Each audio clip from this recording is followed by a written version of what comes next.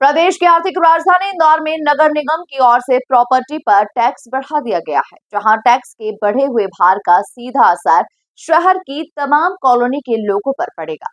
वहीं इसे लेकर अब विपक्ष यानी कांग्रेस के पार्षदों ने अपनी आवाज बुलंद की है, जहां पार्षदों ने नेता प्रतिपक्ष के नेतृत्व में इस फैसले को वापस लेने के लिए ज्ञापन सौंपा। देखिए खास रिपोर्ट। नेता प्रतिपक्ष चिंटू चौकसे ने बताया कि इंदौर नगर निगम के द्वारा पिछले बजट के दौरान संपत्ति कर की दर वृद्धि का प्रस्ताव रखा गया था।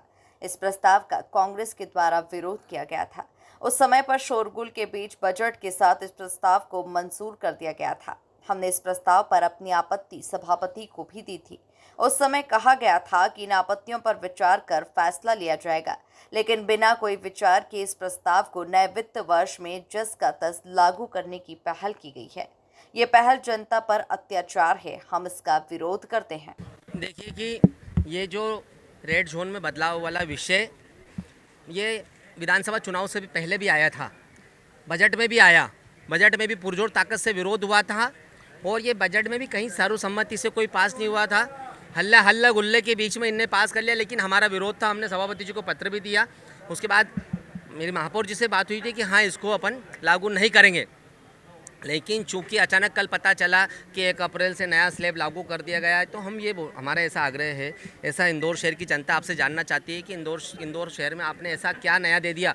इंदौर शहर को आपने गड्ढे में तब्दील कर दिया। इंदौर शहर जो नंबर 1 है उसको आपने धूल में तब्दील कर दिया। आप साफ स्वच्छ पानी नगर निगम दे नहीं पा रही है, लोग हैरान परेशान है, ड्रेनेज सिस्टम ध्वस्त हो रहा है। मतलब नगर निगम में चारों तरफ त्राही त्राही मची है। तो आपने ऐसा क्या नया करा जिसके कारण आप जनता पे एक अलग से बोझा डालना चाह रहे हैं। हम कांग्रेस पार्षद दल, कांग्रेस पार्टी पूर्ण रूप से इस नए रेड जोन के प्रस्ताव का विरोध करते हैं। 4 जून तक का समय देते हैं भारतीय जनता पार्टी की परिषद को, महापौर जी को। नहीं तो जून महीने में आचार संहिता जैसे ही खत्म होगी, मैं स्वयं आमरण अनशन पे नगर निगम के गेट पे बैठूंगा और जब तक ये रेड जोन में जो बदलाव हुआ वो वापस नहीं होता है, जब तक हमारा आंदोलन सतत रूप से जारी रहेगा। कुल मिलाकर देखा जाए तो इंदौर में नगर निगम की ओर से प्रॉपर्टी पर टैक्स बढ़ा दिया गया है, जहां टैक्स से बढ़े हुए भार का सीधा असर शहर की तमाम कॉलोनीज के लोगों पर पड़ेगा।